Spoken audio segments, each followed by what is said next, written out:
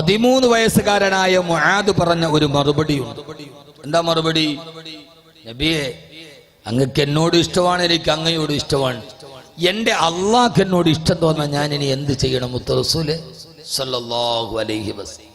നമ്മുടെ മക്കൾ ആരെങ്കിലും ചോദിക്കുക, നബിയെ അങ്ങക്ക് എന്നോട് ഇഷ്ടമാണല്ലോ, എനിക്ക് സന്തോഷമായി, ഇനി എൻ്റെ റബ്ബിന് എന്നോട് ഇഷ്ടം തോന്നണം, ഞാൻ അതിനെന്താണ് ചെയ്യേണ്ടത്?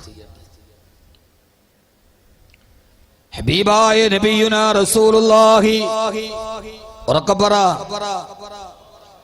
ഹബീബായ നബിയുനാ റസൂലുള്ളാഹി സ്വല്ലല്ലാഹു അലൈഹി വസല്ലം പറഞ്ഞു കൊടുത്തു, മുആദേ, ഏകനായ അല്ലാഹുവിനെ നിന്നോട് ഇഷ്ടം തോന്നണമെങ്കിൽ ഞാൻ നിനക്കൊരു ദുആ പഠിപ്പിച്ചു തരാം. 5 വഖത്ത് നിസ്കാരത്തിന് ശേഷം നീ ആ ദുആ പതിവായി പറയണേ. ഏതാ ദുആ? ഏതാ? 13 വയസ്സുള്ള കൗമാരത്തിന്റെ പ്രായത്തിലൂടെ നടന്നു പോകുന്ന, 13 വയസ്സെന്ന് പറഞ്ഞാൽ ടീനേജ് തുടങ്ങുന്ന പ്രായമാണ്. 12 കഴിഞ്ഞാൽ 13 തുടങ്ങുന്ന ടീനേജ് തുടങ്ങുക. ആ സമയത്താണ് മക്കൾ വഴിതെറ്റിപ്പോകാൻ സാധ്യതയുള്ളത്. ആ സമയത്ത് അല്ലാഹുവിന്റെ റസൂല് കൃത്യമായൊരു ദുആ പഠിപ്പിച്ചു കൊടുക്കുകയാണ്. നമ്മുടെ മക്കൾ 13-ലെത്തിയാൽ ഈ ദുആ മറക്കാതെ പഠിപ്പിച്ചു കൊടുക്കണേ. യാ റസൂലല്ലാഹ്, മുആദേ പറയണേ, അല്ലാഹുമ്മ ഇന്നി അലാ ദിക്രിക വ ശുക്രിക വ ഹുസ്നി ഇബാദതിക വ തൗഫീഖ തഅതിക വ ഈമാനിക യാ അല്ലാഹ്. അല്ലാഹുമ്മ ഇന്നി അലാ ദിക്രിക, എപ്പോഴും അല്ലാഹുവേ നിന്റെ സ്മരണയ്ക്ക് വേണ്ടി എന്നെ നീ സഹായിക്കണേ അല്ലാഹ്. ഏത് സമയത്തും എന്റെ ഹൃദയത്തിന്റെ ഉള്ളിൽ നിന്നെ കുറിച്ചുള്ള ദിക്റുണ്ടാവാ നീ എന്നെ സഹായിക്കണേ അല്ലാഹ്. വ തൗഫീഖ തഅതിക, ഏത് സമയത്തും നിനക്ക് വഴിപ്പെട്ട് ജീവിക്കാൻ നീ എനിക്ക് സൗഭാഗ്യം നൽകണേ അല്ലാഹ്. വ ഈമാനിക യാ അല്ലാഹ്, മരണം വരെ നിന്നോടുള്ള ഈമാൻ എന്റെ മനസ്സിൽ പിടിച്ചു നിർത്താൻ ഈ ഒരു ദുആ വെച്ചിട്ട് എന്റെ മാതാപിതാക്കളോട് ഞാൻ സംസാരിക്കട്ടെ. 13 വയസ്സെന്ന് പറയുന്ന വഴിതെറ്റാൻ തുടങ്ങുന്ന പ്രായത്തിൽ ഈ ദുആ പഠിപ്പിച്ചു കൊടുത്ത, ഏത് സമയത്തും പടച്ചറപ്പിനെ കുറിച്ചുള്ള ഈമാൻ ഹൃദയത്തിൽ ഉറപ്പിച്ചു വെക്കുന്ന, അല്ലാഹുവിന്റെ ഇബാദത്തിലേക്ക് മാറിപ്പോകുന്ന ഒരു മകനെ സൃഷ്ടിക്കാൻ പഠിപ്പിച്ചു കൊടുത്തതേരാ. എന്റെ പ്രിയപ്പെട്ട സഹോദരങ്ങളോട് സഹോദരിമാരോട് 13-ാമത്തെ വയസ്സിൽ അല്ലാഹുവിന്റെ റസൂലിനോട് സ്നേഹമുള്ള, അല്ലാഹുവിലേക്ക് അടുക്കാനുള്ള വഴി തേടുന്ന ഒരു മോനെ അല്ലാഹു സഹാബത്തിന്റെ വീടുകളിൽ ഉൽപ്പാദിപ്പിച്ചത് എങ്ങനെയാ? അത് സഹാബത്തിന്റെ വീടുകൾ എങ്ങനെയായിരുന്നു? പ്രിയപ്പെട്ട സഹോദരിമാരോട്, നമ്മുടെയൊക്കെ വീടുകളിൽ നമ്മൾ പലതുമൊക്കെ സൂക്ഷിച്ചു വെക്കാറുണ്ട്. നമ്മുടെ ഷോക്കേസുകളിൽ എന്തൊക്കെ നമുക്ക് അവാർഡുകൾ കിട്ടിയിട്ടുണ്ടോ അത് ഞാനടക്കം നമ്മുടെ ഷോക്കേസുകളിൽ സൂക്ഷിച്ചു വെക്കാറുണ്ട്. നമ്മുടെ വിലപ്പെട്ട സമ്പത്തുകൾ വീടിന്റെ ഉള്ളിൽ സൂക്ഷിച്ചു വെക്കാറുണ്ട്. പക്ഷേ നമ്മുടെ വീട് സഹാബത്തിന്റെ വീടും തമ്മിലുള്ള വ്യത്യാസം ഏതെന്നറിയോ? സഹാബത്തിന്റെ വീട്ടിൽ അവര് സൂക്ഷിച്ചു വെച്ചത് എന്തെന്നറിയോ? ഖുർആൻ വീടിനെ കുറിച്ച് 3-ാമത് പറയാ, ഓ വല്ലദീന തബവ്വഉ الدار والإيمان من قبلهم يحبون من هاجر إليهم ولا يجدون في صدورهم حاجة مما أوتوا ويؤثرون على أنفسهم ولو كان بهم خصاصة. അല്ലാഹുവിന്റെ റസൂലിന്റെ സഹാബത്തിന്റെ ഉള്ളിൽ സൂക്ഷിച്ചു വെച്ചിരുന്നത് വല്ലദീന തബവ്വഉ الدار والإيمان, അവരുടെ വീടിന്റെ ഉള്ളിൽ അവർ ഈമാനിനെ സൂക്ഷിച്ചു വെച്ചവരാ. അവരുടെ വീടിന്റെ ചുവരുകളിൽ ഈമാനാണ്, അവരുടെ വീടിന്റെ റൂമുകൾക്കുള്ളിൽ ഈമാൻ തളം കെട്ടി നിൽക്കുകയാ. അതുകൊണ്ട് അവരുടെ വീടുകളിലുള്ളിൽ 13 വയസ്സുകാരൻ വഴിതെറ്റിപ്പോയിട്ടില്ല. അവന് കാമത്തിന്റെ ചിന്തകൾ വന്നിട്ടില്ല. അവന്റെ ഹൃദയത്തിന്റെ ഉള്ളിൽ പടച്ചിറപ്പിനോടുള്ള സ്നേഹമാണ്. അന്നത്തെ മക്കളാ വീടിന്റെ ഉള്ളിൽ, ആ മക്കളുടെ ഹൃദയത്തിന്റെ ഉള്ളിൽ അല്ലാഹുവിന്റെ റസൂലിനോടുള്ള സ്നേഹമാണ്. മഹാനായ അനസ് റളിയല്ലാഹു തആല പറയുന്നുണ്ട്, ഞാൻ കൊച്ചുകുട്ടിയാ, എനിക്ക് ഏതാണ്ട് 12-13 വയസ്സ് പ്രായമാണ്. ഞാൻ എൻ്റെ ഉപ്പാന്റെ കൂടെ അല്ലാഹുവിന്റെ റസൂലിന്റെ പള്ളിയിൽ നിസ്കരിക്കാൻ പോയപ്പോ, ഇങ്ങനെ ആവണം ഉപ്പമാരെ, നമ്മുടെ കയ്യിൽ പിടിച്ചിട്ട് മക്കളെ നമ്മൾ പള്ളിയിൽ കൊണ്ടുപോകണം. മസ്ജിദുൻ നബവിയിൽ ഞാൻ പോയി അന്ന് ഉപ്പാന്റെ കൂടെ പോയി നിസ്കരിച്ചു. നിസ്കാരം കഴിഞ്ഞിട്ട് അല്ലാഹുവിന്റെ റസൂൽ അവിടെ ഇരുന്ന് പ്രസംഗം തുടങ്ങി. നിസ്കാരം കഴിഞ്ഞപ്പോ ഉപ്പാന്റെ ചാരത്തിനിക്ക് ഇരിക്കാൻ കഴിഞ്ഞില്ല. ഉപ്പ ഹബീബായ നബി തങ്ങളുടെ മുമ്പിൽ പോയിരുന്നു. കുട്ടിയായത് കൊണ്ട് ഞാൻ മാറിയിരുന്നു. അദ്ദേഹം പറയാ, അനസ് റളിയല്ലാഹു തആല പറയാ, ഞാൻ അവിടെ ഇരുന്ന് അല്ലാഹുവിന്റെ റസൂലിന്റെ വാള് കേട്ടപ്പോ ഞാൻ നോക്കിയപ്പോ ഹബീബായ നബി സല്ലല്ലാഹു അലൈഹി വസല്ലമയുടെ വയറ്റിന്റെ ഭാഗത്ത് പ്രവാചകൻ ഇങ്ങനെ സംസാരിച്ചു കൊണ്ട് തിരിഞ്ഞപ്പോ അല്ലാഹുവിന്റെ റസൂലിന്റെ കുപ്പായത്തിന്റെ ഭാഗം മെല്ലെ ഒന്ന് മാറിയപ്പോ ഞാൻ നബി തങ്ങളുടെ വയറ്റിലൊരു കല്ല് കെട്ടി വെച്ചിരിക്കുന്നത് കണ്ടു. ഖന്തക്കിന് മാത്രമല്ല കല്ല് കെട്ടി വെച്ചത്, വാള് പറയുമ്പോ വിശപ്പ് കാരണത്താൽ കല്ല് കെട്ടി വെച്ചിരിക്കുകയാ. എനിക്കെന്താന്ന് മനസ്സിലായില്ല, എന്തിനാണ് ഒരാൾ വയറ്റില് കല്ല് കെട്ടി വെച്ചിരിക്കുന്നത്? അടുത്ത് നിൽക്കുന്ന ഇബ്നു അബ്ബാസ് റളിയല്ലാഹു അൻഹുവിനോട് തോണ്ടിയിട്ട് ഞാൻ ചോദിച്ചു, മാമാ എന്താണ് ഹബീബായ നബി തങ്ങളുടെ വയറ്റിൽ ഈ കല്ലെന്ന് ചോദിച്ചപ്പോ ഇബ്നു അബ്ബാസ് റളിയല്ലാഹു തആല എന്നോട് പറഞ്ഞു തന്നു, മോനെ അൽജൂ, അല്ലാഹുവിന്റെ റസൂല് പട്ടിണിയാണ്, ഭക്ഷണം കഴിച്ചിട്ട് ദിവസങ്ങളായി. ആ പട്ടിണിയെ മറികടക്കാനാണ് വയറ്റില് കല്ല് വെച്ച് കെട്ടിയിരിക്കുന്നതെന്ന് പറഞ്ഞപ്പോ അനസ് റളിയല്ലാഹു തആല പറയാ, 13 വയസ്സുകാരന്റെ ഓർമ്മക്കുറിപ്പാണ് എന്റെ ഹബീബായ നബി തങ്ങളുടെ വയറ് കണ്ടപ്പോ എനിക്ക് സഹിച്ചില്ല. ഞാൻ അവിടെ നിന്ന് എഴുന്നേറ്റ് എന്റെ വീട്ടിലേക്ക് ഓടി ചെന്നിട്ട് എന്റെ ഉമ്മാന്റെ അടുക്കൽ വന്നിട്ട് പറഞ്ഞു, ഉമ്മാ, ഹബീബായ നബി തങ്ങളുടെ വയറ് പട്ടിണി കൊണ്ട് കല്ല് വെച്ച് കെട്ടിയിരിക്കുകയാ, എനിക്കത് സഹിക്കാൻ കഴിയുന്നില്ല ഉമ്മ. അല്ലാഹുവിന്റെ റസൂലിന് കൊടുക്കാൻ ഒരു കാരക്കയെങ്കിലും എന്റെ കയ്യിൽ തരുമോ?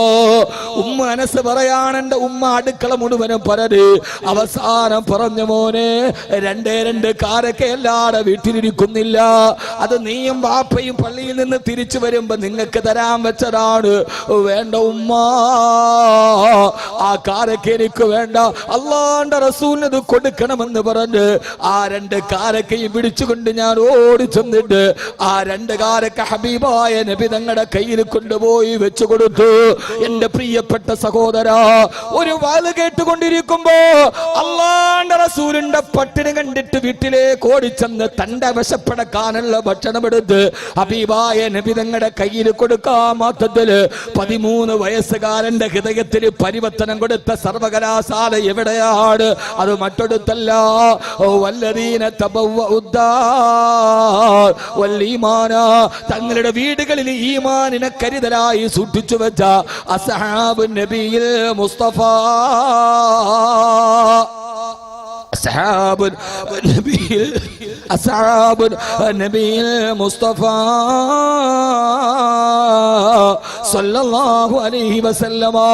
അതുകൊണ്ട് ഈ കാട്ടാളന്മാരുടെ ലോകത്ത്, അസുരന്മാരുടെ ലോകത്ത് നമ്മുടെ പെൺമക്കളെ സ്കൂളിലേക്ക് പറഞ്ഞു വിട്ടിട്ട് തിരിച്ചു വരുന്നത് വരെ നെഞ്ചിൽ തീയുമായിരിക്കുന്ന ഒരു ലോകത്ത് എവിടെയാണ് നമ്മുടെ മക്കളെ നഷ്ടപ്പെടുന്നതെന്നോർത്ത് വ്യാകുല ചിത്തരായി വീട്ടിൽ വഴിക്കണ്ണെറിഞ്ഞ് കാത്തിരിക്കവേ എന്റെ പ്രിയപ്പെട്ട ഉമ്മമാരോട് ഉപ്പമാരോട്, നമ്മുടെ മക്കളെ അലാ തജ്അലൂ ബുയൂതകും മഖാബിറ, നമ്മുടെ വീടുകളെ ശ്മശാനം പോലെയാക്കരുത്. സീരിയലുകള്, സിനിമകളുമായി, അശ്ലീലങ്ങളുമായി നമ്മുടെ വീടുകളെ മാറ്റരുത്. നമ്മുടെ മക്കൾ വഴിതെറ്റി പോകും.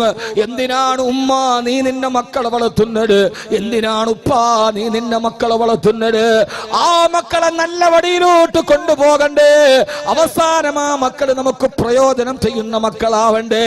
എങ്ങനെയാ മക്കള് പ്രയോജനം ചെയ്യേണ്ടത്? അവനൊരു ഡോക്ടറാക്കിയിട്ട് അവന്റെ നെഞ്ചത്ത് സ്റ്റെതസ്കോപ്പും വെച്ച് നടക്കുന്നത് കാണാനല്ല, അവനൊരു എഞ്ചിനീയർ ആവുന്നത് കാണാനല്ല, അവനൊരു ഹാഫിളായി കാണാ. എന്തിനാ നമ്മൾ മക്കളെ വളർത്തുന്നത്? ആ മക്കള് നമുക്ക് ജീവിതത്തിൽ ഒന്നും തന്നില്ലെങ്കിലും കുഴപ്പമില്ല, അവസാനം മരിക്കുന്ന നേരത്ത് മരണാസന്നനായി കിടക്കുമ്പോ ചാരത്തേക്ക് വന്നിട്ട് നമ്മുടെ പൊന്നുമക്കള് നമ്മുടെ കാതിൽ വന്നിട്ട് ഉപ്പ ഉമ്മ അവസാനത്തെ വാക്ക് പറഞ്ഞു, അലാ ഇലാഹ ഇല്ലല്ലാഹ്, ലാ ഇലാഹ ഇല്ലല്ലാഹ്. അവസാനത്തെ വാദകം പൊന്നുമക്കള് നമ്മുടെ ചെവിയുടെ ചാരത്ത് വന്നിരുന്ന് പറഞ്ഞു തന്നിട്ട് മരിക്കുന്നതിന് മുമ്പ് ആ മക്കളുടെ കയ്യിൽ നിന്നൊരു തുള്ളി വെള്ളം നമ്മുടെ ചുണ്ടിന് നനച്ചു കുടിച്ചിട്ട് അവരോട് സലാം പറഞ്ഞ അവസാനത്തെ ശ്വാസം വലിച്ച് വീടിന്റെ ഉമ്മറപ്പടിയിൽ 3 വെള്ളത്തുണിയിൽ പൊതിഞ്ഞു കിടക്കുമ്പോ ആ മക്കള് നമ്മുടെ ചാരത്ത് വന്നിരുന്ന് ഖുർആൻ മുഴുവനും പാരായണം ചെയ്ത് എല്ലാവരും വന്ന് മുഖ മുഖത്ത് കിടക്കുന്ന മുണ്ടു മാറ്റിയിട്ട് അല്ലാഹു പറഞ്ഞിട്ട് മൂക്കത്ത് വിരൽ വെക്കുമ്പോ ആ സമയത്ത് നമ്മുടെ മയ്യത്തെടുക്കുന്നത് വരെ കബറിലേക്ക് എടുക്കുന്നത് വരെ ചാരത്ത് വന്നിരുന്ന് ഖുർആൻ പാരായണം ചെയ്ത് അവസാനം പള്ളിക്കാട്ടിലേക്ക് പോകാം. മയ്യത്ത് കെട്ടിൽ വന്ന് കാണേണ്ടവരെല്ലാം കണ്ടോളൂ എന്ന് പറഞ്ഞിട്ട് ഒടുക്കത്തെ അവസാനത്തെ കാണലും കിടന്ന് പള്ളിക്കാട്ടിലേക്ക് കൊണ്ടുപോകാൻ മയ്യത്ത് കെട്ടിലേക്ക് ചാരിയെടുത്ത് വെക്കുമ്പോ അടക്കമില്ലാതെ അനക്കപ്പെട്ട് നമ്മൾ കിടക്കുന്ന നേരത്ത് കാണാതെ പഠിച്ച ഖുർആൻ ഉറക്കവോര് നമ്മുടെ മയ്യത്ത് കെട്ടിലെ ചുമലിലേക്ക് എടുത്തു വെച്ച് കാണാതെ പഠിച്ച ഖുർആന്റെ ആയത്തുകൾ ഈ മഞ്ഞപ്പെട്ടി പള്ളിയിലേക്ക് വരുന്നത് വരെ ഉറക്കവോരെയുണ്ട്. അവസാനം പള്ളിയുടെ മുമ്പിൽ കൊണ്ടുപോയി നമ്മുടെ മയ്യത്ത് വെച്ച് ആളുകൾ മയ്യത്ത് നിസ്കാരത്തിന് തയ്യാറെടുക്കവേ പള്ളിയിൽ പോയി ഒതുവെടുത്തുകൊണ്ട് ഓടി മുമ്പിലേക്ക് വന്ന് പള്ളിയിലെ ഇമാമിനോട് എന്റെ ഉമ്മയാണ് ഈ കിടക്കുന്നത്, എന്റെ ഉപ്പയാണ് കിടക്കുന്നത്, ഞാൻ മയ്യത്ത് നിസ്കരിച്ചോളാമെന്ന് പറഞ്ഞ് ഉമ്മാന്റെ ഉപ്പാണ് നമ്മുടെ മയ്യത്ത് നമ്മളിങ്ങനെ പള്ളി പുട്ടത്തിങ്ങനെ നീണ്ടു കിടക്കുമ്പോ പുറകിൽ വന്ന് കൈകെട്ടിയിട്ട് അല്ലാഹുവേ ഇതെന്നെ കട്ടപ്പെട്ട് വളർത്തിയ എന്റെ ഉപ്പയാണ്, ഇതെന്നെ ഹാഫിളാവാൻ ദുആ ചെയ്ത എന്റെ ഉമ്മയാണ്, എനിക്ക് വരെ മറക്കാൻ കഴിയില്ല അല്ലാഹ് പറഞ്ഞ് കൈകെട്ടിയിട്ട് അല്ലാഹു മഗ്ഫിർ ലഹാ. കൊതിയില്ലേ പെങ്ങളെ? ഉമ്മാന്റെ മയ്യത്തിന്റെ പുറകിൽ നിന്ന് അല്ലാഹു മഗ്ഫിർ ലഹാ വർഹംഹാ വഅഫിഹാ വഅഫു അൻഹാ. എന്റെ കൺമുമ്പിലുണ്ടായിരുന്ന ഉമ്മയെ നിന്റെ മണ്ണിന്റെ അടിയിലേക്ക് ഞാൻ തരികയാണ് റബ്ബേ. അല്ലാഹു മഗ്ഫിർ ലഹാ, എന്റെ ഉമ്മക്ക് പുറത്തു കൊടുക്കണേ റബ്ബേ, എന്റെ ഉപ്പക്ക് പുറത്തു കൊടുക്കണേ റബ്ബേ. വഅഫിഹാ വഅഫു അൻഹാ, അവരുടെ എല്ലാത്തിനും നീ മാപ്പ് കൊടുക്കണേ അല്ലാ. എന്റെ ഉപ്പക്ക് എനിക്കൊന്നും ചെയ്യാൻ കഴിഞ്ഞിട്ടില്ല, എന്റെ വീടിനേക്കാൾ ഇവിടെ കഴിഞ്ഞ വീടിനേക്കാൾ നല്ല വീട് നീ പരലോകത്ത് കൊടുക്കണയല്ല എന്ന് നമുക്ക് വേണ്ടി ഹൃദയത്തിന്റെ ഉള്ളിൽ നിന്ന് ഹൃദയത്തിന്റെ ഭാഷയിൽ പൊട്ടിക്കരഞ്ഞ് നിസ്കരിച്ചുണ്ട് പള്ളിക്കാട്ടിൽ കൊണ്ടുപോയി 6 അടി മണ്ണിലേക്ക് ഇറക്കി വിട്ടിട്ട് മണ്ണുമിട്ട് മൂടി എല്ലാവരും അടയാളത്തിനൊരു മീസാൻ കല്ലും വെച്ചിട്ട് മൈലാഞ്ചി ചെടി അടയാളം വെച്ചിട്ട് സർവരും പള്ളിക്കാട്ടിൽ ഉപേക്ഷിച്ചിട്ട് തിരിച്ചു പോകുമ്പോ ആ സമയത്ത് ഇന്നാ ഖലഖനാകും വഫീഹാ നുഈദുകും വമിൻഹാ നുഖ്രിജുകും താറതൻ ഉഖറാ.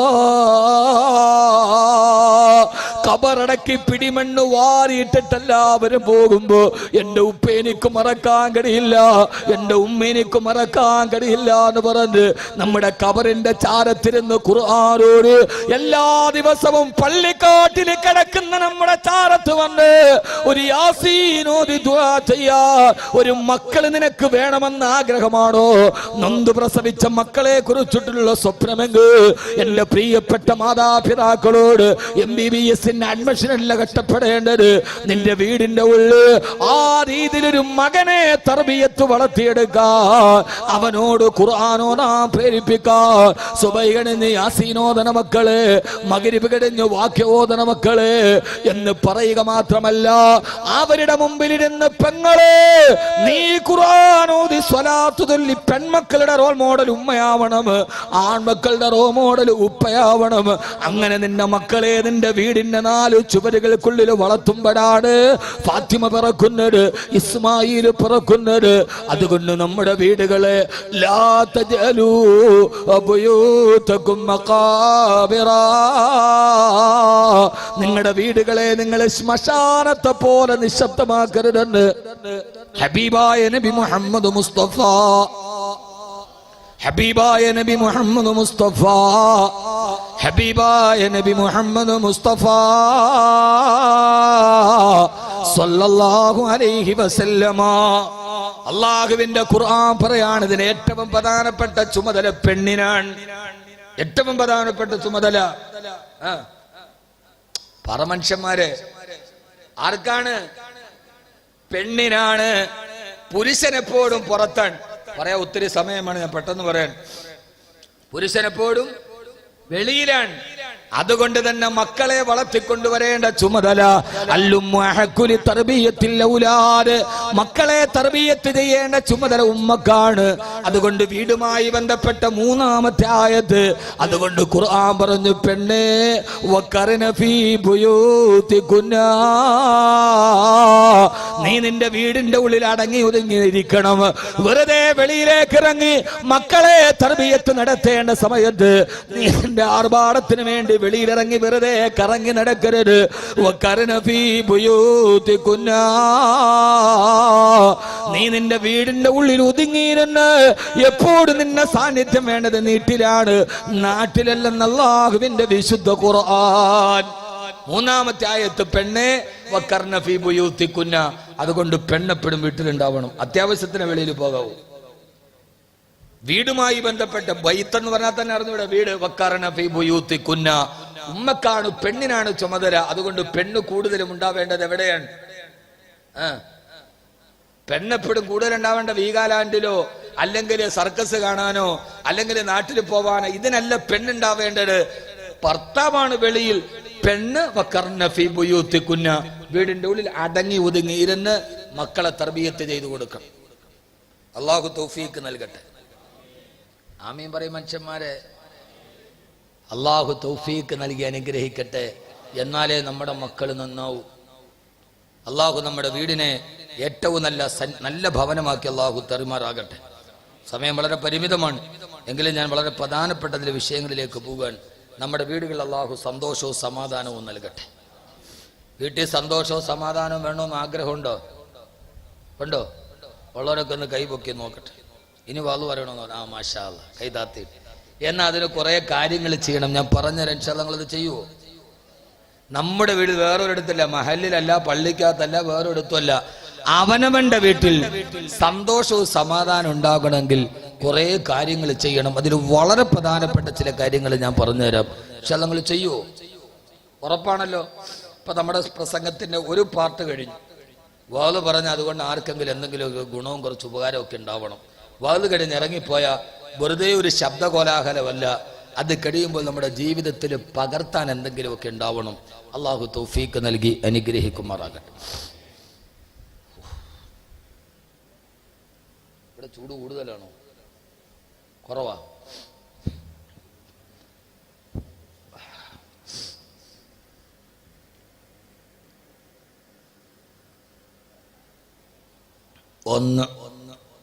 ഒരിക്കൽ നമ്മളൊക്കെ സാധാരണ പറയാറുണ്ട്, നമ്മുടെ വീട്ടിലൊന്നും ഒരു ബറക്കത്തില്ല ഉസ്താദെ, ആകെ പ്രശ്നമാണ്, ആകെ പ്രശ്നമാണ്.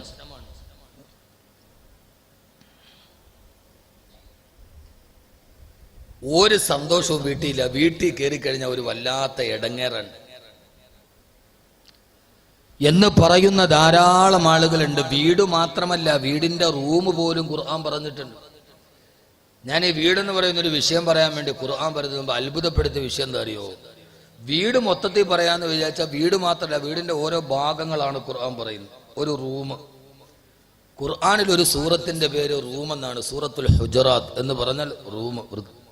സൂറത്തുൽ ഹുജറാത്ത്, ഗുജറാത്ത് അല്ല, സൂറത്തുൽ ഗുജറാത്ത് അല്ല, സൂറത്തുൽ ഹുജറാത്ത്. ഹിജ്ർ എന്ന് പറഞ്ഞാൽ റൂം.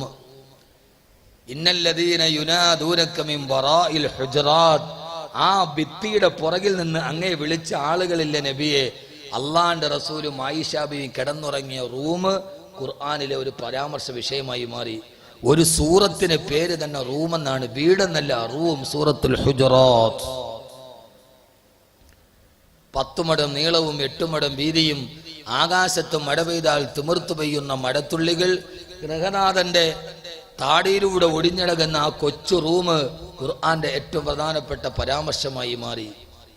ഹബീബായ നബി മുഹമ്മദ് മുസ്തഫ സല്ലല്ലാഹു അലൈഹി വസല്ലമയുടെ വീട് ഹിജ്റയ്ക്ക് ശേഷമാണ് അള്ളാന്റെ റസൂൽ മസ്ജിദുൻ നബവിയുടെ ചുറ്റുഭാഗത്ത് വീട് പണിയുന്നത്. ആദ്യം വീടായിട്ട് പണിതില്ല, 9 റൂമുകളായിരുന്നു. അടുത്തടുത്താണ് ഭാര്യമാരുടെ വീട്. ആദ്യം പണിത വീടെന്നില്ല, ഒരു റൂം, അത്രേ ഉള്ളൂ. ബഹുമാനപ്പെട്ട സൗദ റളിയല്ലാഹു തആലയ്ക്ക് വേണ്ടി ഹിജ്റയുടെ 1-ാം വർഷം നബി സല്ലല്ലാഹു അലൈഹി വസല്ലം ഒരു വീട് പണിതു, ഒരു റൂം മാത്രം. അതിനോട് ചേർന്ന് 2-ാമത്തെ വർഷമാണ് ആയിഷ റളിയല്ലാഹു തആലയ്ക്ക് വേണ്ടി റൂം പണിയുന്നത്. അങ്ങനെ ഓരോ ഘട്ടം ഘട്ടമായി കാക്ക കൂടുണ്ടാക്കുന്നത് പോലെയാണ് റസൂലുള്ളാഹി സ്വല്ലല്ലാഹി അലൈഹി വസല്ലം ഓരോ ഭാര്യമാർക്ക് ഓരോ റൂം വെച്ച് കൊടുത്തത്. യഥാർത്ഥത്തിൽ ലോകത്തിലെ ആദ്യത്തെ 1,00,000 വീട് കോളനി മദീനത്തെ പള്ളിയുടെ ചുറ്റുഭാഗത്താണ്. അള്ളാഹുവിന്റെ റസൂലിന്റെ ഭാര്യമാരുടെ വീടുകൾ. മസ്ജിദുൻ നബവി അതിന്റെ ചുറ്റുഭാഗത്ത് 9 റൂമുകൾ. അങ്ങനെയായിരുന്നു വീട്. അല്ലാതെ ഒരാളുടെ വീട് മഞ്ഞപ്പെട്ടിയില്, മറ്റൊരാളുടെ കുതിരപ്പറമ്പില്, വേറൊന്ന് വില്ലുംപടിയില്, പിന്നെ അപ്പുറത്തേക്ക് പെരുമ്പാവൂര്, പിന്നെ 6ാമത്തെ മാർക്കറ്റിന്റെ താഴെ. അങ്ങനെയല്ല, ഒരു കൊച്ചു സ്ഥലത്ത് 9 ഭാര്യമാർക്ക് ഓരോ റൂമുകൾ. 10 മുഴം നീളം, 8 മുഴം വീതി. നമ്മുടെ ഒരു റൂം ശരാശരി 10ക്ക് 10 പണ്ട്. ഇപ്പോ 12ക്ക് 14, 14ക്ക് 16 ഒക്കെയാണ് റൂമിന്റെ വലിയ റൂമുകളാണ്. കാലം മാറിയപ്പോ സൗകര്യങ്ങൾ കൂടി. അതിന്റെ ഉള്ളിലാണ് ആയിഷ ബീവിയുടെ ഡ്രസ് റൂം, അതിന്റെ ഉള്ളിലാണ് ആയിഷ റളിയല്ലാഹു തആല അൻഹയുടെ അടുക്കള, അതിന്റെ ഉള്ളിലാണ് ആയിഷ ബീവിയുടെ കടപ്പറ. എല്ലാം ഈ കൊച്ചു റൂമിന്റെ ഉള്ളിലാണ്. ചപ്പാത്തി പത്തിരി ചുടാൻ കല്ലുണ്ടായിരുന്നില്ല. കല്ല് അപ്പുറത്ത് പോയി കടം വാങ്ങിച്ചുകൊണ്ട് വന്നിട്ടാണ് ആയിഷ ബീവി ചപ്പാത്തി ചുട്ടിരുന്നത് റളിയല്ലാഹു അൻഹ. പക്ഷേ ആ വീട്ടിലെപ്പോഴും സന്തോഷമായിരുന്നു. ആ വീട്ടിൽ ആ കൊച്ചു വീടിനെ നിങ്ങൾ ഓർത്ത് നോക്കിയൻ. ആ വീട്ടിലെപ്പോഴും സന്തോഷമായിരുന്നു. നമുക്കിന്ന് ഏറ്റവും വലിയ കോൺക്രീറ്റ് സൗധത്തിന്റെ ശീതീകരിച്ച റൂമിൽ കൊതുകിന് പോലും കയറി വരാൻ കഴിയാത്ത നല്ല മെത്തയിൽ നമ്മൾ കിടക്കാണ്. ഭാര്യയും ഭർത്താവും അടുത്ത് കിടക്കുന്നെങ്കിലും മനസ്സ് കിലോമീറ്ററോളം അകലെയാണ്. പരസ്പരം മിണ്ടൂല്ല. അങ്ങോട്ടും ഇങ്ങോട്ടും തിരിഞ്ഞു കിടക്കുന്ന ഭാര്യ ഭർത്താക്കന്മാർ.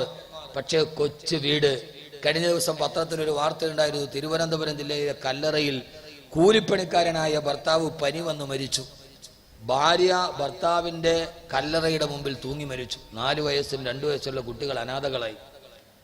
അവരെക്കുറിച്ച് അയൽപക്കക്കാര് പറയുന്ന കൂലിപ്പണിക്കാരാണെങ്കിലും 2 പേരും തമ്മിൽ ഭയങ്കര സ്നേഹമായിരുന്നു. പെട്ടെന്ന് ഭർത്താവ് പനി വന്ന് മരിച്ചപ്പോൾ ഭാര്യയ്ക്ക് സഹിക്കാൻ പറ്റിയില്ല. ഭർത്താവിന്റെ കുഴിമാടത്തിന്റെ മുമ്പിൽ ഭാര്യ തൂങ്ങി മരിച്ചു. സ്നേഹം കൂടി അങ്ങനെയൊന്നും ചെയ്യാൻ പാടില്ല, ഈമാൻ നഷ്ടപ്പെട്ടു പോകും. പക്ഷേ അവരെക്കുറിച്ച് അയൽപക്കക്കാര് പറയുന്നത് കൂലിപ്പണിക്കാരാണെങ്കിലും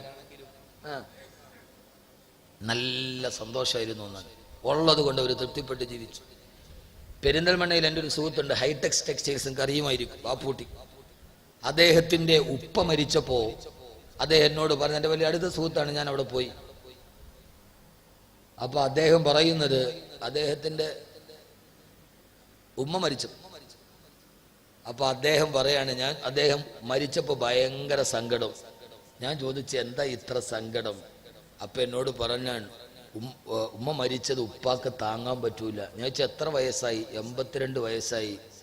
അദ്ദേഹം പറയാണ്, ഇന്നേ വരെ എൻ്റെ വാപ്പയും ഉമ്മയും തമ്മിൽ പിണങ്ങുന്നത് ഞാൻ കണ്ടിട്ടില്ല. 82 വയസ്സായി. വാപ്പയും ഉമ്മയും തമ്മിൽ പിണങ്ങുന്നത് ഇന്നേ വരെ കണ്ടിട്ടില്ല. ഇപ്പോഴും ഒരു പുതിയ പെണ്ണും പുതിയാപ്പിളയും പോലെയാണ്. വാപ്പ വരുന്നതും കാത്ത് ഉമ്മയിരിക്കും. വന്നാൽ 2 പേരും കൂടെ സിറ്റൗട്ടിൽ പോയി വർത്താനം പറയും. അങ്ങനെ ഇരുന്ന് വയസ്സായാലൊന്നും ഭാര്യയോട് നീ മാറടി ശൈത്താനെ അപ്പുറത്തോട്ടൊന്നും പറയാനല്ല. വയസ്സായാലും ഹൃദയത്തിന്റെ ഉള്ളിൽ പ്രേമം വേണം. എന്ത് താടി നരച്ചാ പിന്നെ ഭാര്യയോട് അടുക്കാൻ പാടില്ല എന്നുണ്ടോ? ഒരൽപ്പം വയസ്സായേ മനുഷ്യന്മാരെന്ത് വിചാരിക്കും? അല്ല, തന്റെ പ്രിയപ്പെട്ട ഭർത്താവ് ശോഭ അബൂ താലിബിന്റെ മലഞ്ചെരുവിൽ ഇല തിന്നുകൊണ്ട് ഇങ്ങനെ കൈമടക്കി വെച്ചിട്ട് കിടന്നുറങ്ങിയപ്പോ ഖദീജ ബീബി റളിയല്ലാഹു തആല അൻഹ പോയി ആ കൈ നിവർത്തിയിട്ട് അള്ളാന്റെ റസൂലിനോട് ചേർന്ന് കിടന്നു. ആ സമയത്ത് ഖദീജ ബീവിയുടെ പ്രായം 54 വയസ്സാണ്. 54ാമത്തെ വയസ്സിൽ തന്റെ ഭർത്താവിന്റെ കൈത്തണ്ടയിൽ മുഖം ചേർത്ത് വെച്ച് കിടന്ന ഭാര്യയാണ് ബീബി ഖദീജ റളിയല്ലാഹു തആല അൻഹ. ആ വീടുകളിൽ സന്തോഷമുണ്ടായിരുന്നു. നമുക്കിപ്പോഴും മദീനയിൽ പോയാൽ കാണാം, അവിടെ ഒരു പള്ളിയുണ്ട്, മസ്ജിദ് സബക്. ആ പള്ളിയുടെ പേര്, മദീനയിൽ പോയി ഉംറയൊക്കെ ചെയ്യുമ്പോൾ ഇതൊക്കെ കാണണം. മസ്ജിദ് സബക്, മത്സരം നടന്ന പള്ളി എന്ന് പറഞ്ഞാൽ ആയിഷ ബീവി അവിടെ മത്സരം നടന്നത് ഏഷ്യാഡ് ഒളിമ്പിക്സ് നടന്നതല്ല. അവിടെ നടന്ന മത്സരം ഒരു ഭാര്യയും ഭർത്താവും തമ്മിൽ ഓട്ട മത്സരം നടത്തിയ പള്ളി മസ്ജിദ് സബക് ഇപ്പോഴും മദീനയിലുണ്ട്. ആയിഷ ബീവിയും അല്ലാഹുവിന്റെ റസൂലും തമ്മിൽ ഓടി. ആ സമയത്ത് ആദ്യത്തെ ഓട്ടത്തിൽ ആയിഷ ബീവി ജയിച്ചു, അല്ലാഹുവിന്റെ റസൂൽ തോറ്റുപോയി.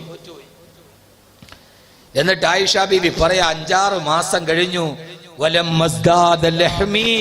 എന്റെ ശരീരത്തിൽ കുറച്ച് ഇറച്ചിയൊക്കെ വെച്ചു, എനിക്ക് കുറച്ച് തടി കൂടി. ആയിഷ ബീവി പറയാൻ, ഭാര്യ പറയാൻ, എന്റെ ശരീരത്തിൽ കുറച്ച് ഇറച്ചിയൊക്കെ കൂടി വണ്ണം വെച്ചപ്പോ എന്റെ ഭർത്താവ് എന്നോട് പറഞ്ഞു, ആയിഷ നമുക്കൊന്ന് ഓടിയാലോ?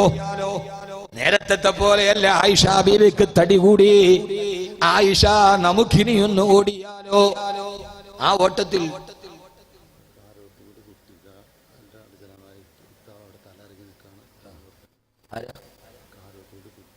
കാരോത്തുകൂടി കുട്ടിക്കുക ഉണ്ടെങ്കിലും ഒന്നത് ഇദ്ദേഹത്തിന്റെ അടുത്തോട്ട് പോകണം. കാരോത്തുകൂടി കുട്ടിക്കുക. അങ്ങനെ ഒരാളുണ്ടെങ്കിൽ ഇത് അദ്ദേഹത്തിന്റെ ഭാര്യയ്ക്ക് എന്തൊരു ചെറിയൊരു അസ്വസ്ഥത അങ്ങോട്ട് പോയി. പടച്ചോനെ ഇല്ല അങ്ങനെ ആള് ഭാര്യയാക്കിയിട്ട് പോയാ. കാരോത്തുകൂടി കുട്ടിക്ക് ഭാര്യയ്ക്കൊരു ചെറിയ എന്തോ ഒരു അസ്വസ്ഥത, അള്ളാഹു ഷിഫയാക്കി കൊടുക്കട്ടെ. എന്തോ ഈ ചൂടൊക്കെ ഉണ്ടാകുമ്പോൾ ചെറിയൊരു അസ്വസ്ഥതയാണ്, അള്ളാഹു എല്ലാം ഷിഫയാക്കി കൊടുക്കട്ടെ ഈ സദസ്സിന്റെ പറ. കുട്ടിക്ക് പോയാ. അപ്പൊ നിങ്ങളൊന്ന് ആലോചിച്ച് നോക്കിയ ഒരു ഭർത്താവ്, ആ ഭർത്താവ് ഭാര്യയ്ക്ക് തടി കൂടുന്ന നോക്കിയിരുന്നിട്ട് വിളിക്കാൻ, ആയിഷ ഇനിയൊന്ന് ഓടിയാലോ? ഞങ്ങള് രണ്ടുപേരും ഓടി. എനിക്ക് ഇറച്ചി കൂടി തടി കൂടിയത് കൊണ്ട് എനിക്ക് പഴയതുപോലെ ഓടാൻ കഴിഞ്ഞില്ല, ഞാൻ തോറ്റുപോയി എന്ന് ബഹുമാനപ്പെട്ട ബീവി ആയിഷ റളിയല്ലാഹു അൻഹ. തടി കൂടിയോണ്ട് ഞാൻ ഓടിയപ്പോ കിതച്ചു പോയി, ഞാൻ തോറ്റുപോയി. അവർ രണ്ടുപേരും ഓടിയ സ്ഥലത്ത് നിന്നൊരു പള്ളിയുണ്ട്, മസ്ജിദ് സബക്ക്. നമ്മൾ ഭാര്യയും ഭർത്താവും കൂടെ ഓടാറുണ്ടോ? വല്ലപ്പോഴും ഓടാറുണ്ട്. എവിടെ ഭാര്യ നമ്മളെ ഓടിക്കണ നാട്ടുകാർ കാണാറുണ്ടെന്ന് മാത്രം. കല്യാണം കഴിഞ്ഞാൽ അങ്ങനെയാണ്. കല്യാണം കഴിഞ്ഞ ആദ്യ രാത്രിയിൽ ഭർത്താവ് ഭയങ്കര വീമ്പളക്ക്. ഞാൻ കോളേജിൽ പഠിക്കുമ്പോൾ അങ്ങനെയായിരുന്നു, ഇങ്ങനെയായിരുന്നു, ഞാൻ പട്ടാളത്തിലായിരുന്നു, ആ സമയത്ത് ഞാൻ മുന്തിരിവള്ളിയിൽ തൂങ്ങി വെടിവെച്ച ആളാണ് എന്നൊക്കെ പറഞ്ഞ് കുറെ പുളുവടിക്കും. ഭാര്യ മിണ്ടാണ്ട് കേട്ട് കിടക്കും. കുറെ കഴിയുമ്പോൾ ഭാര്യ ഇങ്ങോട്ട് പറയാൻ തുടങ്ങും, ഭർത്താവ് മിണ്ടാതെ കേട്ട് കിടക്കും. കുറെ കഴിയുമ്പോൾ രണ്ടുപേരും കൂടെ പറയാൻ തുടങ്ങും, നാട്ടുകാരത് മുഴുവനും കേൾക്കും. യഥാർത്ഥത്തിൽ അവർ ഓടിയ പള്ളിയിൽ മസ്ജിദ് സബക്ക്. ആ വീടുകളിൽ സന്തോഷം കളിയാടിയിരുന്നു. ഇന്ന് നമ്മുടെ വീടുകളിൽ സന്തോഷമില്ല. 14 രാവിലെ ചന്ദ്രൻ ആകാശത്ത് പുഞ്ചിരി പൊടിച്ചു നിൽക്കുമ്പോ എല്ലാ തിരക്കും കഴിഞ്ഞ് ഓടി വന്നിട്ട് എന്റെ മടിയിൽ തലവെച്ച് കിടക്കുമായിരുന്നു എന്റെ മുത്ത് റസൂൽ സല്ലല്ലാഹു അലൈഹി വസല്ലം. ആയിഷ ബി പറയാ, എന്റെ മടിയിൽ തലവെച്ച് ഇങ്ങനെ കിടക്കും. എന്നിട്ട് എന്നോട് വർത്താനം പറയും. എന്റെ പൊന്ന് ഭർത്താക്കന്മാരെ, ജീവിതത്തിന്റെ എല്ലാ തിരക്കുകളുടെ ഇടയിലും വല്ലപ്പോഴും ഒക്കെ ഒന്ന് പോയി മടിയിലൊന്ന് തലവെച്ച് കിടക്കണം. ആരും അറിയണ്ട, ഒന്നും കുഴപ്പമില്ല. എന്താ ചിരിക്കണേ? നമ്മുടെ വീടിന്റെ മുമ്പിൽ ഒരു പച്ച പുല്ലിന്റെ തകിടിയൊക്കെ ഉണ്ടാവണം, ഒരു ചെറിയ പൂന്തോട്ടമൊക്കെ ഉണ്ടാവണം. ഇനി അതിന് പൈസ ഇല്ലാത്തവരാണെങ്കിൽ സ്വന്തമായിട്ട് വെറുതെ കുറച്ച് ചെടിയൊക്കെ വെച്ചൊരു സ്ഥലം ഉണ്ടാക്കണം. എന്നിട്ട് മക്കളൊക്കെ കിടന്നുറങ്ങി, എല്ലാവരും സമയമൊക്കെ ആയി. ആ സമയത്ത് ഭാര്യയും ഭർത്താവും കൂടി വെളിയിൽ പോയി ആ പുല്ലിന്റെ ഭാഗത്ത് പോയിരുന്നൊരു കുറച്ചു നേരം വർത്താനം പറയണം. ബെഡ്റൂമിലിരുന്ന് പറയുന്ന വർത്താനം ഒരല്പനേരം അവർ പോയി അവിടെ ഇരുന്ന് രണ്ടുപേരും കൂടെ വർത്താനം പറഞ്ഞു നോക്കി. നമ്മുടെ മനസ്സിൽ ഒത്തിരി അകലങ്ങൾ കുറയും. പരസ്പരം ഒന്ന് കുറച്ചവിടെ പോയിരുന്ന് വർത്താനം പറയാം. അള്ളാഹു തൗഫീക്ക് നൽകട്ടെ. ആമീൻ പറ മനുഷ്യന്മാരെ. നിസ്കരിക്കാൻ പറഞ്ഞ എല്ലാവരും റെഡി. ഇത് ആൾക്ക് നാണാൻ. ഭാര്യ എല്ലാവരും ഒക്കെ ഉറങ്ങി വീട്ടിൽ ഭാര്യയും ഭർത്താവും കൂടെ മാറിപ്പോയി അവിടെ ഇരിക്കണം. പക്ഷെ ഒരു കാര്യം പറഞ്ഞേക്കാം, ഈ ഭാര്യയും ഭർത്താവും എല്ലാവരും ഉറങ്ങിക്കഴിഞ്ഞ് മുറ്റത്ത് ചുവട്ടിലൊക്കെ പോയിരിക്കുമ്പോൾ ഈ അമ്മായിയമ്മ എന്ന് പറഞ്ഞ സാധനം ഇങ്ങനെ തലപൊക്കി നോക്കരുത്. ഞാൻ അവിടെ എന്താടാ പണി, നിങ്ങൾക്കപ്പ അവിടെ റോളില്ല, നിങ്ങൾ മെല്ലെ അത് കാണാത്തതുപോലെ മാറിയേക്കാം. പ്രശ്നം അതാണ്. കണ്ട 10-25 വർഷം ഞാൻ മടിയിൽ വെച്ചിട്ട് പാക്ക് മാതിരി വളർത്തി എൻ്റെ പൊന്നു മോനാണ്. അവള് ചെവിയിൽ ഊതി ഊതി ഇപ്പൊ അവൻ എന്നെ കാണാതെ മുറ്റത്തിരുന്ന് അവളോട് വർത്താനം പറയാറായി. നിങ്ങൾക്ക് അവിടെ റോളില്ല, നിങ്ങൾ മെല്ലെ മാറിക്കൊടുക്കണം. ആ വീടുകളിൽ ദാരിദ്ര്യമായിരുന്നു. നിങ്ങൾക്കറിയാം വീടിന്റെ അവസ്ഥ. ഇന്ന് എന്ത് പറ്റിപ്പോയി സഹോദരങ്ങളെ? നമുക്ക് കടിക്കാൻ നന്നായിട്ടുണ്ട്, നമുക്കെല്ലാവർക്കും കടിക്കാൻ ആവോളമുണ്ട്. അള്ളാഹു തൗഫീക്ക് നൽകി അനുഗ്രഹിക്കുമാറാകട്ടെ. നമ്മുടെ ജീവിതത്തിൽ അള്ളാഹു നമ്മുടെ സന്തോഷങ്ങളെ നിലനിർത്തി തരുമാറാകട്ടെ. എന്ത് തിരക്കുണ്ടെങ്കിലും ഭാര്യയുടെ കൂടെ എന്താ അവിടെ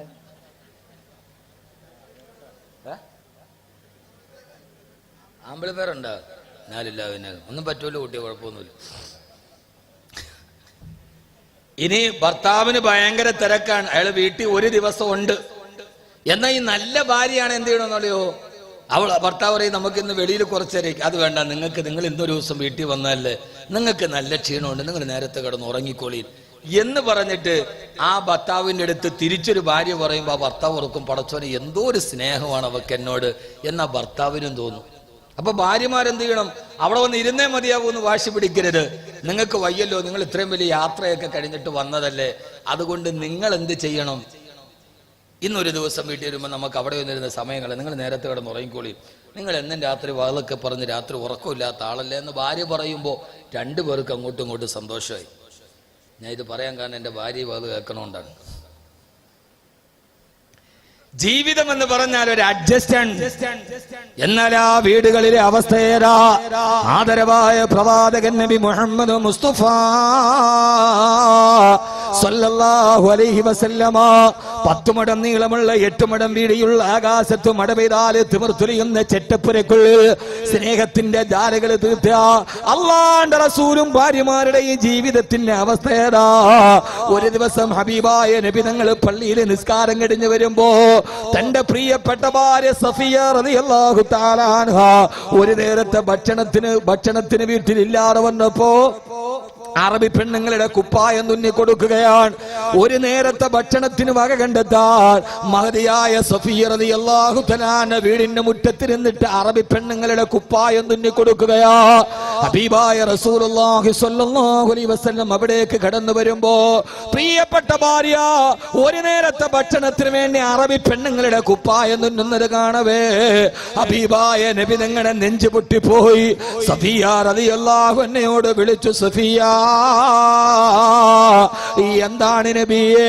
ഓ സഫിയ, ഈ കാണുന്ന ഉഹദ് പർവ്വതം നീ കണ്ടോ സഫിയ? കണ്ടു നബിയെ. ആ കാണുന്ന ഉഹദ് പർവ്വതം ഈ സ്വർണ്ണമലയാക്കി തരാമെന്ന് അള്ളാന്റെ മലക്കുകൾ എന്നോട് പറഞ്ഞതാണ് സഫിയ. ഞാൻ അള്ളാനോട് പറഞ്ഞു എനിക്കത് വേണ്ടെന്ന് ഞാൻ പറഞ്ഞതാ. സഫിയ, വേണമെങ്കിൽ ഉഹദ് പർവ്വതം അള്ളാഹു നമുക്ക് സ്വർണ്ണമായി തരുമായിരുന്നു. ഈ ദാരിദ്ര്യത്തെ ഞാൻ തെരഞ്ഞെടുത്തതാണ് പൊന്നുമോളെ എന്ന് സഫിയ റളിയല്ലാഹു അൻഹയോട് മനസ്സിൽ തറക്കുന്ന വാക്ക് പറയവേ പൊട്ടിക്കരഞ്ഞുകൊണ്ട് സഫിയ റളിയല്ലാഹു തആല പറഞ്ഞു, യാ റസൂലല്ലാഹ്, യാ റസൂലല്ലാഹ്, അല്ലാഹു നൽകിയ ഇതിൽ ഞാൻ പൂർണ്ണ സംതൃപ്തവതിയാണെന്ന് മഹാനായ മഹദിയായ ബഹുമാനപ്പെട്ട നബിയുനാ റസൂലുള്ളാഹ് സ്വല്ലല്ലാഹു അലൈഹി വസല്ലമ അല്ലാഹുവിന്റെ റസൂലിന്റെ ഭർത്താവിന്റെ മനസ്സറിഞ്ഞ് പ്രതികരിച്ച ഭാര്യ. എന്റെ പ്രിയപ്പെട്ട സഹോദരങ്ങളെ, ആയിഷ റളിയല്ലാഹു തആലയെ പോലെ പ്രിയപ്പെട്ട ഭർത്താവിനോട് പട്ടിണിയുടെ കാര്യം പറയുമ്പോ എനിക്ക് പ്രശ്നമില്ല മുത്തേ, എനിക്ക് നാളെ സ്വർഗത്തിൽ അങ്ങയുടെ ഭാര്യയായാൽ മതി എന്ന് പറഞ്ഞിട്ട് പട്ടിണി വന്നപ്പോ തന്റെ പട്ടിണി മറ്റൊരാളോട് പറയാതെ പരിഭവം പറയാതെ വീടിന്റെ ഉള്ളിലെ ഈത്തപ്പന മരത്തിന്റെ ഓലയോട് ചേർന്നിരുന്ന ഭാര്യ യഥാർത്ഥത്തിൽ ലോക ചരിത്രത്തിലെ ഏറ്റവും പ്രധാനപ്പെട്ട ഒരു ഭാഗ്യവതി ആയിഷ റളിയല്ലാഹു തആലയാണ്. കാരണം ആയിഷ ബിവിയുടെ വീടേത് വീടെന്നറിയോ? മാബൈന ബൈതി വ മിംബരി റൗളത്തും മിൻ റിയാദിൽ ജന്നാ. എന്റെ വീടിന്റെയും എന്റെ ഖബറിന്റെയും ഇടയിലുള്ള സ്ഥലം ഭൂമിയിലെ സ്വർഗമാണെന്ന് പറഞ്ഞത് ആരുടെ വീടാണ്? പൊന്നുമോളെ ബൈത്തു ആയിഷ, ആയിഷ റളിയല്ലാഹു അൻഹയുടെ വീടാണത്. ആ വീടൊരു അടയാളമായി മാറി. ഈ ഭൂമിയിൽ സ്വർഗത്തിന്റെ പരിമളമുള്ള 10,000 ആളുകളെ 2 റക്അത്ത് നിസ്കരിക്കാൻ കൊതിക്കുന്ന മദീനത്തെ പള്ളിയുടെ മിമ്പറിന്റെ ചുവട്ടിലുള്ള സ്ഥലത്തിന്റെ അതിർത്തി ആരുടെ വീടാ? ആയിഷ ബീവിയുടെ വീടാണത്. ആയിഷ ബീവിയുടെ വീടിന്റെയും ഖബറിന്റെയും ഇടയിലുള്ള സ്ഥലം സ്വർഗത്തിന്റെ പൂന്തോപ്പായി മാറുന്ന രീതി കടിയോപങ്ങള്. നമ്മുടെ വീടിന് 2 നില വീടാണ്, അത്യന്താധുനിക സൗകര്യങ്ങളുണ്ട്. പക്ഷേ സ്വർഗത്തിന്റെ ഒരു ശീതളിമയുണ്ടാവാ. ആ വീടിന്റെ അവസ്ഥ എന്തെന്ന് നിങ്ങൾക്കറിയോ? ഏത് വീടാണത്? ആദ്യമായി അല്ലാഹുവിന്റെ റസൂലിന്റെ വഫാത്തിന് ശേഷം മസ്ജിദുൻ നബവി വിശാലമാക്കാൻ തീരുമാനിച്ചു. നേരത്തെ ഞാൻ പറഞ്ഞല്ലോ, മദീനത്തെ പള്ളിയുടെ ചുറ്റുമാണ് പ്രവാചകന്റെ വീടുള്ളത്. ഖലീഫ അബ്ദുൽ മർവാൻ ബിൻ മലിക്കിന്റെ കാലഘട്ടത്തിൽ, മാലിക് അബ്ദുമർമാന്റെ കാലഘട്ടത്തിൽ മദീനത്തെ പള്ളി വികസിപ്പിക്കാൻ തീരുമാനിച്ചു. അതിന്റെ ഭാഗമായി പള്ളിയുടെ ചുറ്റുഭാഗത്തുള്ള അല്ലാഹുവിന്റെ റസൂലും ഭാര്യമാരും കിടന്നുറങ്ങിയ വീട് പൊളിക്കാൻ തീരുമാനിച്ചു. മഹാനായ താബിയായ ഒരു മഹാനായ മനുഷ്യൻ പറയുന്നുണ്ട്. അദ്ദേഹം പറയാണ്, ആ സമയത്താണ് ഞാൻ മദീനക്കാർ മുഴുവനും വാവിട്ട് നിലവിളിച്ചു പോയി. അല്ലാഹുവിന്റെ റസൂല് കിടന്നുറങ്ങിയ വീട് പൊളിക്കാനോ. മഹാനായ സഹാബത്ത് മുഴുവനും പൊട്ടിക്കരഞ്ഞുകൊണ്ടിരിക്കവേ ആ സഹാബികൾ പറഞ്ഞു, യാ വൈലത്താ, അല്ലാഹുവിന്റെ റസൂല് കിടന്നുറങ്ങിയ വീട് പൊളിക്കുകയോ? പള്ളി വലുതാക്കാൻ വേണ്ടി വീടുകൾ പൊളിച്ചപ്പോ മഹാനായ സഹാബി രേഖപ്പെടുത്തുകയാണ്, ആ വീടുകളെങ്ങാനും പൊളിക്കാതിരുന്നുവെങ്കിൽ ഇന്നും മദീനയിലേക്ക് നമ്മൾ പോകുമ്പോ മസ്ജിദ് നബവിയുടെ ചുറ്റുഭാഗത്ത് ഈത്തപ്പന മരത്തിന്റെ ഓല ചാരി വെച്ച 10 മടം നീളമുള്ള 8 മടം വീതിയുള്ള ഈത്തപ്പന മരത്തിന്റെ ഓലത്തറയിൽ വിരിച്ചിരുന്ന ആ കുടിലുകൾ ഇന്നും മുസ്ലിമീങ്ങൾക്ക് കാണാമായിരുന്നു. ആ വീടുകൾ അവരുടെ ജീവിതത്തിൽ ഏറ്റവും വലിയൊരു തിരുത്തലായി മാറുമായിരുന്നു. പക്ഷേ ആ പള്ളി മുഴുവനും ആ വീട് പൊളിച്ചു കളഞ്ഞല്ലോ. മദീന മുഴുവനും വാവിട്ട് നിലവിളിച്ചത് എല്ലാ പട്ടിണിയും പ്രതിസന്ധിയും പ്രതിബന്ധങ്ങളും തരണം ചെയ്ത സഹാബത്തിന്റെ അല്ലാഹുവിന്റെ റസൂലിന്റെ ഭാര്യമാരുടെ വീടുകൾ പൊളിക്കപ്പെട്ടപ്പോഴാ എന്റെ പ്രിയപ്പെട്ട എന്റെ പ്രസംഗം കേൾക്കാനെത്തിയ എന്റെ പ്രിയപ്പെട്ട സഹോദരിമാരെ, ആദരവായ പ്രവാചകൻ നബി മുഹമ്മദ് മുസ്തഫ സല്ലല്ലാഹു അലൈഹി വസല്ലമയുടെ സമയമേറെ പറയുന്നതിൽ അർത്ഥമില്ല. ഞാൻ നിങ്ങളോട് സൂചിപ്പിക്കുകയാണ്, നമ്മുടെ വീട്ടിൽ അള്ളാഹുവിന്റെ സമാധാനം വേണമോ? നമ്മുടെ വീട്ടിൽ അള്ളാഹുവിന്റെ സന്തോഷം ഉണ്ടാവണോ? എന്നാൽ കുറെ കാര്യങ്ങൾ നമ്മൾ ചെയ്യേണ്ടതുണ്ട്. അതിൽ പ്രധാനപ്പെട്ടത് ഏതെന്നറിയോ? അള്ളാഹു നമ്മുടെ വീടുകളെ കബൂലാക്കുമാറാകട്ടെ. അള്ളാഹു നമ്മുടെ വീടുകളെ അള്ളാഹു നല്ല വീടുകളാക്കി നൽകുമാറാകട്ടെ. മഹാനായ റസൂലുള്ളാഹി സ്വല്ലല്ലാഹു അലൈഹി വസല്ലമ മഹാനവരുടെ ഹദീസുകളെ മുഴുവനും വിശകലനം ചെയ്തുകൊണ്ട് മഹാന്മാര് നമ്മളോട് പറയുന്നുണ്ട്. അതിലാദ്യമുണ്ടാകേണ്ടത്, ഒരിക്കൽ മഹാനായ അലി റളിയല്ലാഹു അൻഹുവിന്റെ മുമ്പിലേക്ക് ഒരു മനുഷ്യൻ വന്നിട്ട് പറഞ്ഞു, മഹാനായ അമീറുൽ മുഅ്മിനീൻ, എന്റെ വീട്ടിൽ വല്ലാതെ മനപ്രയാസമാണ്. ഏത് കച്ചവടം ചെയ്താലും ഞാൻ രക്ഷപ്പെടുന്നില്ല. എന്റെ മനസ്സിൽ എന്റെ വീട്ടിൽ താമസിക്കുന്നവർക്ക് എപ്പോഴും മനസ്സമാധാനമില്ല എന്ന് മഹാനവറുകളോട് പാവരാതി പറഞ്ഞപ്പോ മഹാനവറുകൾ അദ്ദേഹത്തോട് ചോദിച്ചു, പത്രേ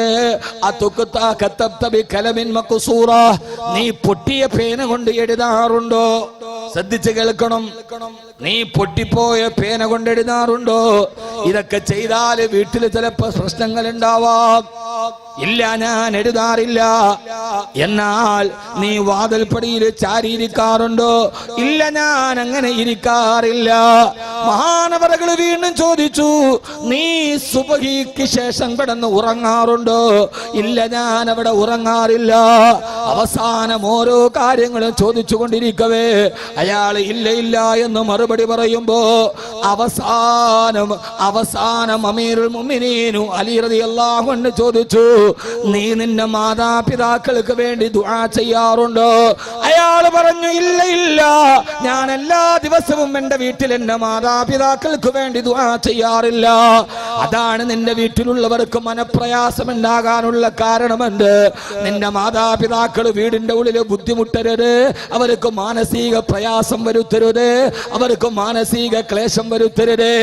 അതുകൊണ്ട് ആദ്യമായിട്ട് എന്റെ പ്രിയപ്പെട്ട സഹോദരങ്ങളോട് പറയാനുള്ളത്, നമ്മുടെ മാതാപിതാക്കളുടെ മനസ്സിനെ വേദനിപ്പിക്കാതിരിക്കുക. നമ്മുടെ വീടിന്റെ തൂണ് നമ്മുടെ ഭാര്യ ആയതുപോലെ നമ്മുടെ വീടിന്റെ വെളിച്ചം നമ്മുടെ മാതാപിതാക്കളാണ്.